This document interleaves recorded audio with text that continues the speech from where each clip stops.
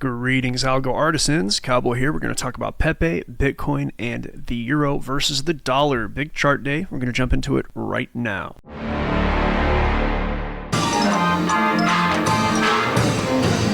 Okay, so we're looking at Pepe right here on the charts, and you can see I made some notations on here just a couple of days ago, and I did use some Fibonacci tools. Thought Pepe would range in the near term between maybe 660 and 820, and it looks like it did pop above that, but possibly going to head back down into that. So we might have seen what is in the near term a deviation from a range. We do have a couple of things to look at here price-wise. First of all, we have decently defined range going back in time. We can have some expectations the price would go around inside of this range, especially if we keep it to this area. Okay, so let's draw out a path. Price was heading up, and price actually headed back down and started to create this head and shoulders bottom. But because this is a continuation pattern, we are looking at what could be an inverse head and shoulders, right? So your neckline is going to be downward sloping, which is good for profit. And for this whole thing to break out, there will be pretty much like a requirement that Bitcoin gets bullish, not a total requirement. Pepe could go off on its own, but I think the market would have to be sort of confident that Bitcoin is done falling. Pure head and shoulders targets though would be from the apex of the head to the neckline just above the head, and then I could use these Fibonacci extension levels for near-term targets. One of them being right here at the 272. I would actually take profit there below 1,000, which is at 986. The next target up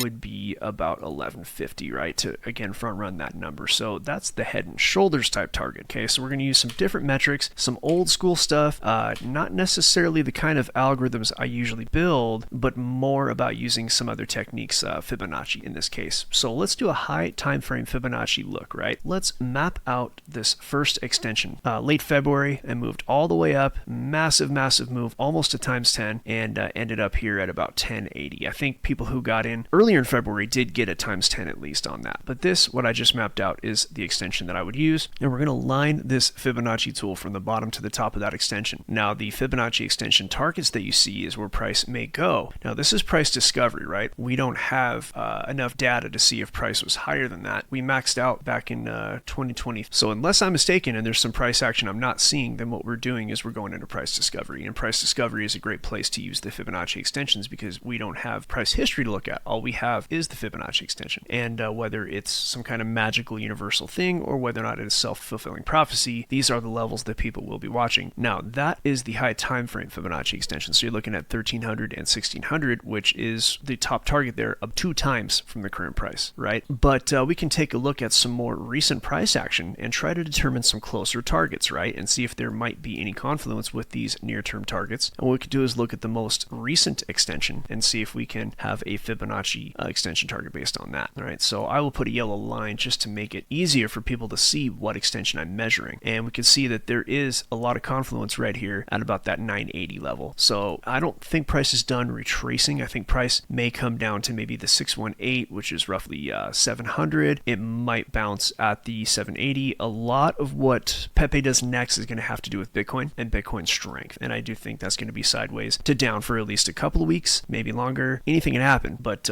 either way, I'd be looking to at some point catch along and then look to take some target off or some profit off around that 980, and possibly instead of going with this 1150, I might actually take some profit here at 1080, which is, in fact, I would front run the all-time high, so I would take it off maybe like around 1060 or so. So those are some nearer term targets. And again, this is more of an exercise in showing you how, not having as much data, one can go ahead and determine targets using other tools, right? Like you can't necessarily look back through history above the all-time high. There's no price history, so what do you use? You use tools like this. Okay, so that's Pepe. And again, I do think that we are going to see a move up that's going to be commensurate with Bitcoin. So when Bitcoin starts to go up, it will, or if the market is confident that Bitcoin has stabilized, and my guess is stabilized above 60,000, we might start to see these meme coins actually take off. So let's see what that might look like with Bitcoin right now. Now, we did do a lot of Bitcoin measurement this morning, so I don't feel the need to talk about this a whole lot, but if you look at the daily, we can see here Bitcoin is more or less forming a range, and this is going back to March, early March. And then price did start to break down below that, but is now back in that range, and 61,000 is pretty well protected. So it may be that even in this case, price comes down and stays above 61,000. And I think above 61,000, if it stays there for another week or two and really shows stability, maybe some of the algos start to flip around and go at least neutral, if not bullish, you're going to see the altcoins start to be a little more confident and at least hold steady, possibly moving up. Bitcoin can simply just maintain above that 61.5, 62,000. Even if it comes back down to it, as long as it's in this range, the market should stay pretty confident. And I think anytime from 2 to 8 weeks, there's a decent chance that Bitcoin will take back off again. A lot of factors in there with regard to, they say that Grayscale is done selling. I'm not sure that that's true, but that's what some of the news articles say. So if you don't have these massive offloads onto the market, and whether or not the market could even absorb those, then it might be that Bitcoin heads up just based on that and the post-halving being done. So let's do a technical look at the euro. I've been scalping the daylights out of the euro recently, so it's been pretty good to trade, and I do think we're looking at a pretty clear downtrend. So if you look at price on the daily, again, this is more the 18-hour for me, but you have a downtrend on a higher time frame, and this is going back to the beginning of the year. So price is kind of edging down, lower lows, lower highs, and as price is heading up, it looks like it might be ready to actually head back down again. Now, where will it go from here is going to have probably a lot to do with what happens in the currency markets, what happens with the Fed, the rate decisions, things like that. Anybody who watched last week saw that the Fed did not hike rates, so that might be what happens into the near future. It just depends on what's happening with the market, the needs in the market, and quite frankly, the election year. So price could stop here and bounce back up, go down, could do a lot of things, but what it does in a week or two is not necessarily my concern. What it's going to do in the next few days is, and what it seems to me that price might do is we might see in the very near term just a retracement based on this extension. So again, we're going to use a Fibonacci tool, bottom to top, this move up that began last Tuesday, and the 618 is probably the most likely place to go. It's already at the 382, right? So, and now it's right here, which is at the 382. If price were to simply reverse and head back up right now, that would be very bullish because usually those 382 pullbacks mean that there's a lot of bullishness in the market. However, price may want to go down and grab some liquidity, and anywhere in the range right here is a very reasonable kind of spot. So again, the 618 is pretty much right at the center line of that. There's a lot of price action here, so it really depends on the overall bullishness of everything. And of course, if and as price heads down there, I'm going to be keeping my algos on and ready, and I do think the market is a little slow right now, so that the move down might take a minute, but we might see price just head down there, and then when it gets there, if that does happen again, I'll have the algos ready to go. In the meantime, I am looking at shorts, but that can change. That can change very quickly.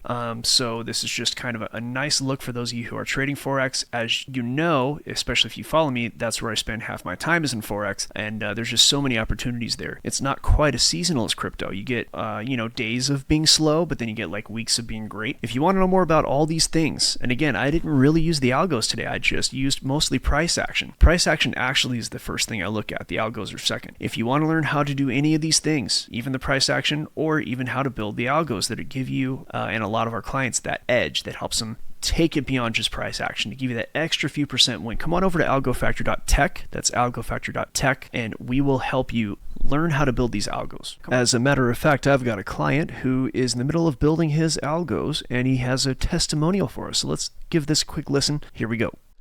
This is ThinkFree's Algo Factory testimonial. I began my prescription for Algo Factory the summer of 2023. I am now 70 years old, and I have set a goal to have a supplementary income by learning to trade. I have been putting in about 3 to 4 hours per week of study time. In spite of this small time of commitment, I am determined to learn to trade.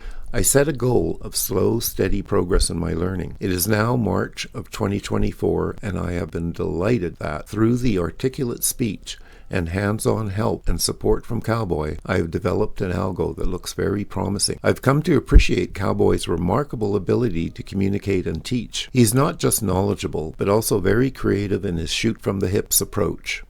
I wonder, is that where the name Cowboy came from? I have followed the Algo Cowboy and V the Guerrilla Economist for more than 3 years, and have found them to be very respectful, caring, and firmly rooted in reality. By that I mean they have a clear, deep, no-nonsense understanding of the world we live in, not just in trading and economics, but geopolitically and, dare I say, spiritually as well. For me, this fact makes working with them all the more gratifying and secure. This has and continues to be a great investment of my time time and money. Also ends up being fun with the humor that is shared amongst our Algo Factory group members. Thank you, Cowboy. Come on over. Don't forget, trade your job, upgrade your life. We'll see you on the next one.